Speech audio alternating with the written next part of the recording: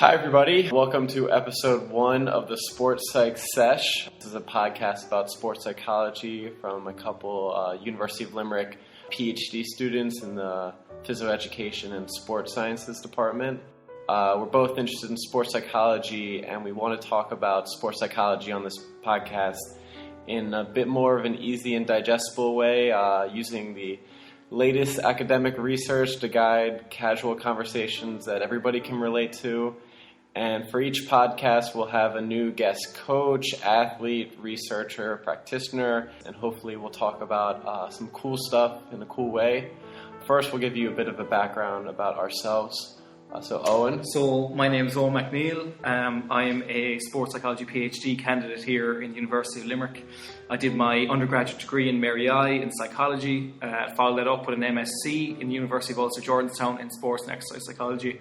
And now I'm here in Limerick studying for a PhD in pre-performance routines and elite golfers and elite rugby place kickers. And we're just taking a motor cognition approach to how that all works. And I'm Brett Gordon. I'm from Maryland in the United States. I'm here at University of Limerick doing my PhD. I did my undergraduate degree at University of Miami in athletic training, and then I was an athletic trainer for a year in Disney World and over in Hawaii with a baseball team. And after that, I got my master's at Temple University, where I did my research on sports psychology in former Formula One drivers and the psychological skills that they use. And now I'm going to hopefully continue research in motorsport and motorsport psychology here over in University of Limerick. And we're both very excited to welcome our first inaugural guest, Jessie Barr. Can you tell us a little bit about yourself? Thank you, Brett. First of all, delighted to be here on the first podcast. Very excited. My name is Jessie Barr. As Brett said, I'm also a PhD student. I actually share an office with the two guys. My interest in psychology is more from a mental health perspective, mental health and elite sport, examining issues around the psychological distress as a result of injury, and the issues with stigma and how that can affect athletes, blah, blah, blah. So that's what I'm starting to look at. I only started in October, so it's all very much a new field for me. In terms of psychology, my background, I actually started in psychology in UL. I did my undergrad in psychology and sociology here. Graduating in 2011, I went to the UK for 2 years to study at the University of West of England in Bristol, and I did a sport and exercise Masters MSc there. Came back to UL. UL just has that draw that I can't get away from it, so I'm back here now doing the PhD. And as well as that, I'm actually here, probably the main reason I'm here is I'm also an athlete. I'm a 400 metre hurdler. I suppose I can consider myself an elite performer. I competed at the London Olympics in 2012 on the 4x400 metre relay. I'm also a 400 metre hurdler, representing Ireland at world and European level. I hope I've an interesting enough kind of blend of the two disciplines today. Can you tell us a little bit about how you use sports psychology in your day-to-day training? An interesting one for me, because what people find surprising, considering my background in psychology, I've never been to a sports psychologist. I've never, other than one-off debrief, actually with Ty, who happens to be now my current supervisor for my PhD. And my supervisor. And your supervisor. And Brett's right. Supervisor. I had one debrief session with him post-Olympics, which everyone had to do. Other than that, I've never been to a psychologist. So any psychological skills that I might use are based on what I've done my own research on, what I innately know and think is right to use. Nothing that's ever been guided by a psychologist. One big thing for me, and I think a lot of athletes would say the same, whether they realise it's a psychological skill or not, is imagery, visualization. Obviously I know the right terms for it, but it's something that I think a lot of athletes would say, I imagine myself doing this, I picture myself doing that. And it is something I know I always do. I remember I actually did a co-op placement here, so it was like a work placement under PJ Smith, who was a sports psychologist here. He's since retired, and one thing that stood out for me was he was trying to get imagery visualization across to students, and the way he was doing it, everyone had to sit down and picture themselves doing a skill. If you're an athlete, great, do what your sport is, and if it wasn't, just try and imagine yourself doing that. So for me, I was trying to imagine running a race, 400 meter hurdles, which at the time my personal best was maybe 58 seconds. It's since a lot quicker. But anyway, so I was trying to picture myself. So basically, I had to try and picture myself from the very moment I left the blocks, all the way through the race, jumping every hurdle till I got to the finish line. I had to picture that, imagine that, and try and get it. If my imagery basically was good enough, and if I was that good at visualization, there shouldn't be much of a discrepancy between the time that I can run on the track and the time that I visualize it. So this is what he was trying to get across. This was one of the first times I'd seen it put into practice. So since then, I do try and do that when it comes up to races. I try and practice. So I'll sit down, the night before a race. Sometimes I just sit down and do it whenever, if I'm just feeling, like I have a big training session or something. I'll just, to get myself in the right headspace, I'll sit down and I'll try and imagine myself going through each part of the race. And I'm still, years later, still struggling with it. Like, I can get to, say, 200 metres of 400 metre hurdles race. Like that, even in my head, in training, it's the exact same. I can just get to it. It's like autopilot. So when I'm visualising, I can get to hurdle 5, which is about 200 metres in, and then I can find myself struggling. I'm in my head and I'm going, oh, start again. And I often start again. And I seem to struggle at that top end, the kind of 200, 300 metre point. And it's funny because that's exactly where I struggle when I'm in my... I was going to say, does that correlate to how your performances are kind of a slip in performance when you're actually running, as well as slip in performances when you're... That's it, exactly. I think it's...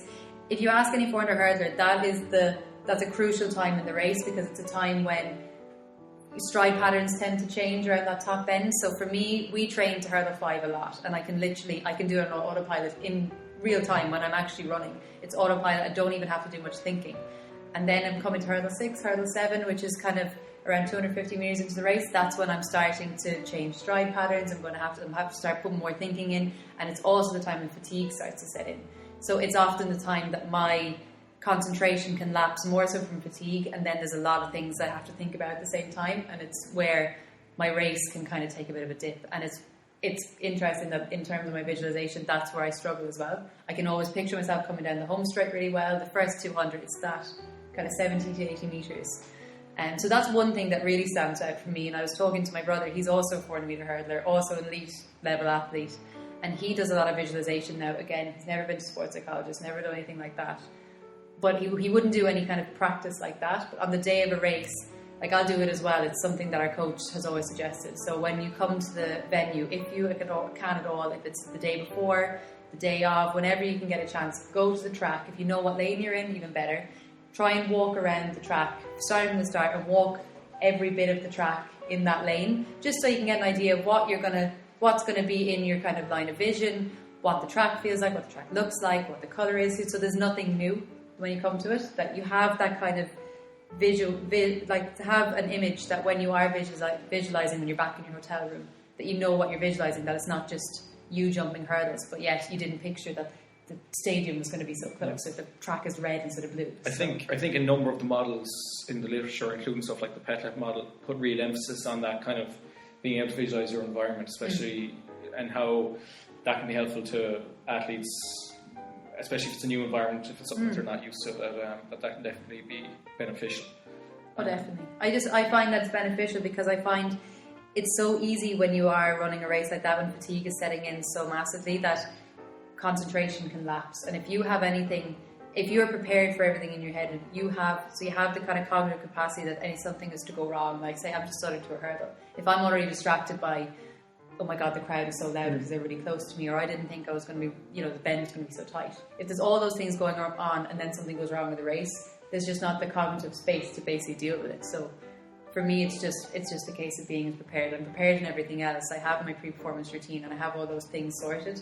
So I need to. You're nodding in agreement, going, "Oh, love pre-performance routines." I'm just trying to think, can I get Jesse into the study? It wouldn't be as relevant, but yeah, that would be the main thing that I've always relied on, is visualization. That's a big one for me.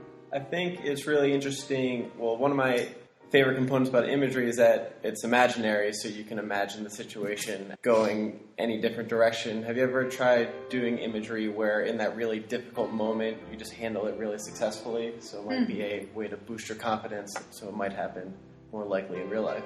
Yeah, I used to do it because I used to be a high jumper, and that was the time I'd nearly do it I do it more, because in hurdles I have been lucky, touch wood, in races that I haven't really had massive things. You know, I come to stutter and stuff, so I do picture stuff like that. But I remember in high jump, you know, you picture being in that moment when you have had 2 failures, you're standing in front of the bar on your 3rd failure, you're looking at a person, you're a height that you've never done before, it's going to be a person at best, you know the girl before you jump, you know, all these different things that add the pressure, and picturing myself getting over it despite all this. And I brought that into the hurdles, and you know, picturing things like if I'm to hit a hurdle.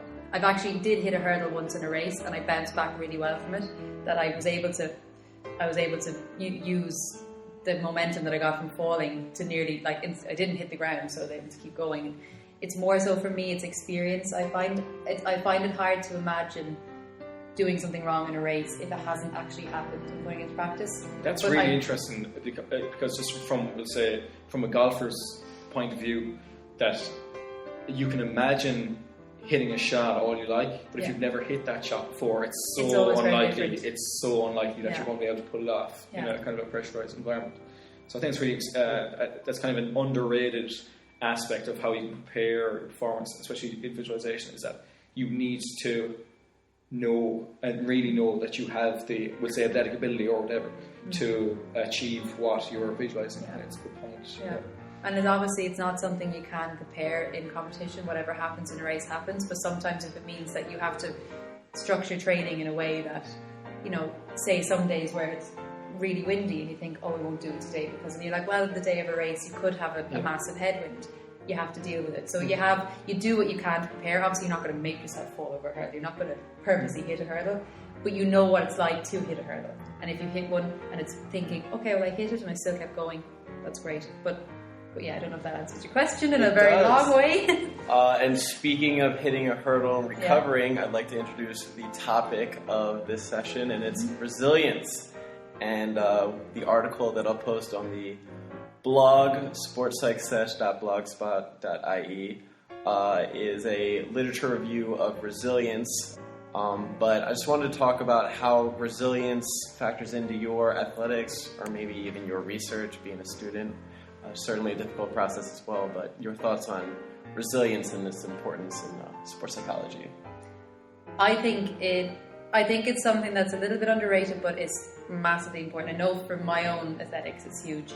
If you would, I was speaking earlier about it, if you had asked me maybe 2 or 3 years ago my thoughts on resilience and myself as a resilient athlete, my answer would be very different to the way it would be today. But I do consider myself a resilient athlete, and it's something that if I didn't have a level of resilience built up, I probably would have quit about 2 or 3 years ago, because I've had a lot of knockbacks in the last couple of years that I have had to bounce back from. And I'm still going, I'm still training at the level I did. And I've pretty much in the last 2 or 3 years, I've kind of had everything thrown at me that an athlete can. I've had injury upon injury, and a couple of them have set me back for, more than, 3, 4, 5 months. I was dropped from funding from the Irish Sports Council, so that was a big hit because that was my source of income, that was my support network within the organisation, so that was a big thing. I mentioned I moved to the UK to do my Masters in Sports Psychology. The main there was 2 reasons I moved. My main reason was the training group that I joined. It was an elite hurdles training group in Bath. I joined them. The Masters fit in really nicely in Bristol. I was able to commute to and from. It was part-time, it worked around my training, but unfortunately the training just didn't work. The training was very different, it didn't suit me. It was actually the start of of a array of different injuries. It just kind of highlighted every weakness I had, whatever way the training was. And then just not having that support network over there, I was kind of at a loss for 2 years. Training didn't really, kind of just took a toll, it just took a dive. So I came back to UL, came back to Limerick, kind of tail between my legs, hoping that my coaches would take me back, and they did. But I think I've learned a lot from all those different things, and I do think I've built up resilience. With every injury I've had, I've learned from them, and I've learned how to cope better. It's definitely put coping mechanisms in place for me that I wouldn't have had. I remember my first injury when I was 20 or 21, my first major injury. It was the end of the world, and it was only a hamstring tear. It was 6 weeks. Yeah. Now I've been out of action for 6 months, so I know how bad it can get. Obviously, I've been lucky, touch wood, I've never needed surgery or been out for really long extended periods. But I do learn from every single one of those setbacks, and I have brought something with them, and I've learned more about me. And it's also shown me how much I want it. Yeah. I think that's a really important part of resilience, is it can kind of test you, and kind of like for some athletes, it can create kind of a fork in the road. You kind of think, well, I've had this much setback. Am I going to keep going and use these to go ahead, or am I just going to let this get the better of me and just say, enough is enough, I'm done? And I'm lucky I took the way that I do know that there's still talent there to be uncovered. I know it's a potential that I haven't reached. So I'm using all those as the drive to get better and have a comeback. We should probably... Maybe. Definitely. We should probably clarify that resilience in the literature is kind of defined as how you bounce back, cope with and overcome adversity. Is that pretty much what... That's exactly the way I look at it, yeah. Very much a different construct to mental toughness, which is actively used and has kind of become generalized in the in kind of our popular consciousness, certainly in the sports media. We know as sports psychologists that can be a weak construct, mental toughness, just probably because of the connotations that a word like tough has. We know that that kind of language, this kind of tough and toughness, it just alludes to the kind of macho, masculine kind of culture of sport that we, certainly as psychologists, don't encourage. Would you agree with that? That resilience is very different to mental toughness, certainly as a construct. Yeah, I would agree. From what I've read with mental toughness, it seems that there's anything in the world could factor into whether somebody's mentally tougher. It's too vague of a construct to research. There's too many components that might factor into it. Just to back up your point there, I have a list of attributes that Anderson, Mark Anderson, in his article, his chapter in Mental Toughness in Sport, the book's called Mental Toughness in Sport: Developments in Theory and Research, and he has highlighted that a list of kind of attributes, characteristics that a lot of mental toughness researchers have highlighted as being the characteristics involved in mental toughness. So, just a small example, like there's literally an A4 page and a half here, which tells its own story. It's talking about self-belief, work ethic, determination, perseverance, having goals, meticulous preparation, time management, being inspirational, personal values, honesty, pride, overriding negative thoughts, handling pressure, emotional intelligence, self-awareness, sports intelligence, team role responsibility, understanding the game, physical toughness, attentional control.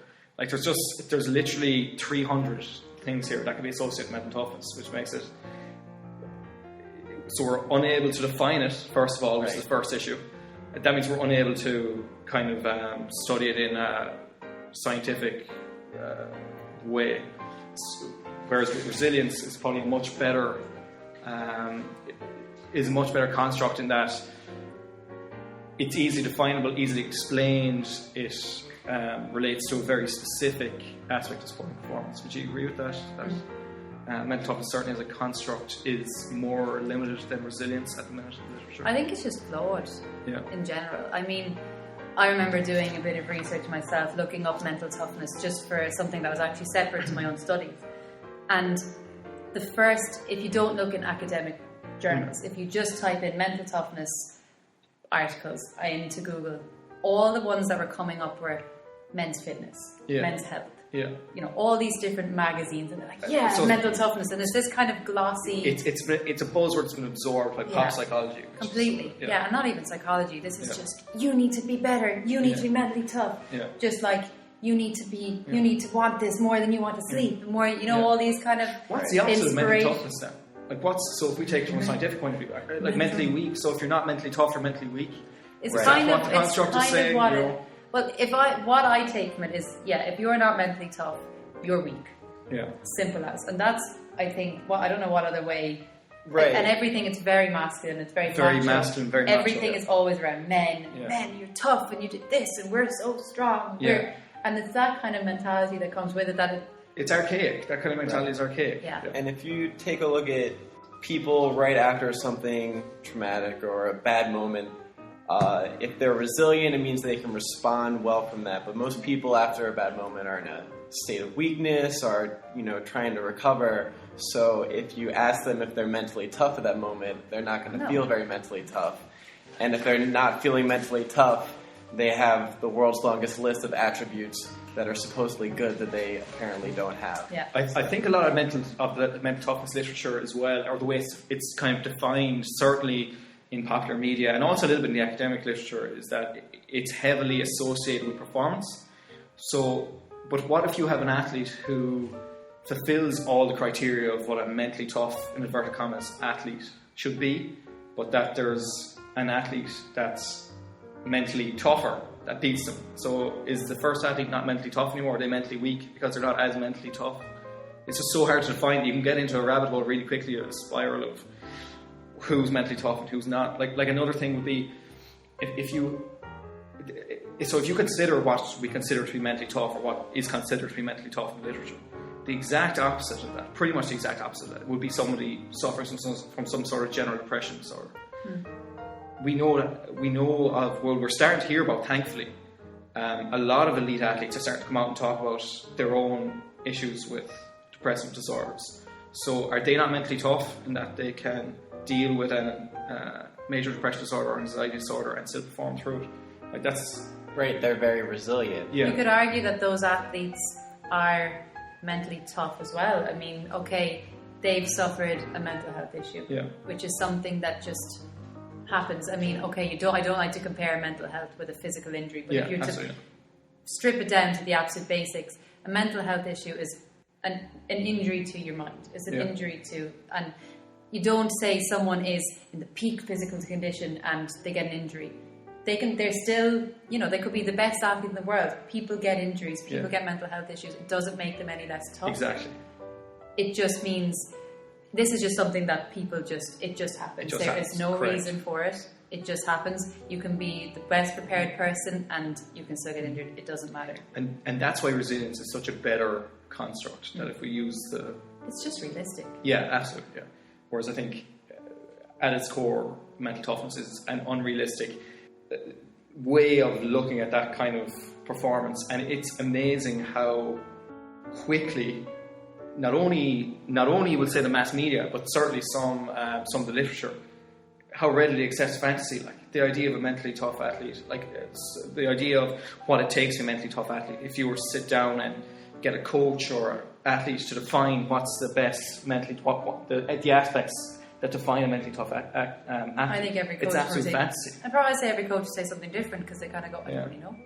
What does it mean? Right. Yeah. I mean, from a sports perspective, if you were to say someone is truly mentally tough and they are to suffer a setback and they just let it wash off their back, I mean, they were to say, the favourite for example, the favourite in this race, they were meant to be the champion, they're meant to be the winner, and suddenly they don't win, or they pull up injured, or something happens, and they just shrug it off and go, oh well, isn't that what that was in my head is what a mentally tough athlete, oh well, on to the next one, whatever, and they don't stop and reflect. I don't think you can go much further. That's a very short term way of thinking, correct, and mentally tough, you can be mentally tough for a short term, but I think eventually it's all going to come crashing down, and it has to catch up. No one is, no one is Teflon, is that the right word to use? Teflon, that is just going to, fall off your back. Oh well, this bad thing happened, what am I going to do? Move on to the next one. Oh look, I didn't do well. Oh, what are you going to do? Moving on, and never, what resilience does is you bounce back from something, but you do get that chance to reflect and you move from it and you learn from it. Whereas I don't see mental toughness as something that you can, it's just something that you're constantly moving forward. That has to come to a stop. It doesn't exist, really, to be honest. It just has to. I think if it is, it's very short term, and it will have to come. It's. There's just so hard to define it. There's been no kind of, and there doesn't seem to be a definition, a consensus of exactly what mental toughness is. On the kind of in academia, there doesn't seem to be a consensus. It doesn't seem like there will be a consensus. No. But certainly, resilience seems to be a much more useful construct. Yeah.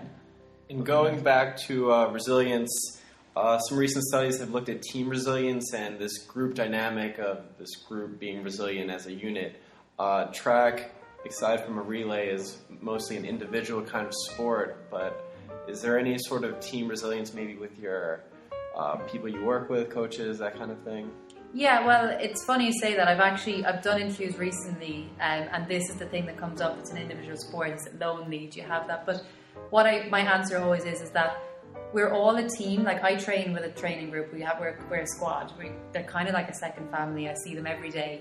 Actually, my brother's in the squad, so they're kind of really technically a second family. But until we step on the track to compete, we really are a team. We're We're not working together the way an actual sports team. We're all working to one combined goal. We're all working towards an individual goal, but we're helping each other to get there by being someone's training partner. And even if we're not training partners, we're standing on the side of the track when they're running by, cheering, shouting encouragement. If someone's on the ground after a session when they're, feeling horrible, someone's there to pick you up.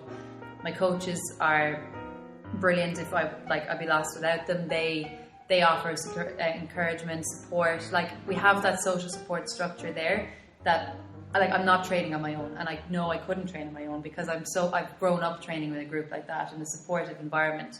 That once I go out on the track, I'm equipped to deal with it all on my own because I've done all the work and training and I've done it with other people. And we might use each other to our own benefit, but everyone is using each other for their own benefit. But no one is out.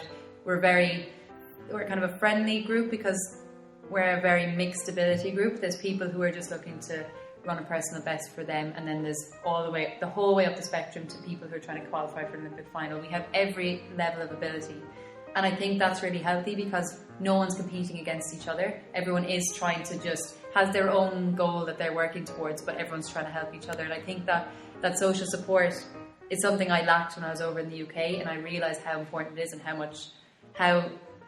important it is in terms of resilience as well, because I didn't have, when I was feeling at my worst and my injuries were there, and I'd go to my coach and it was pretty much the impression I'd get was, come back when you're better.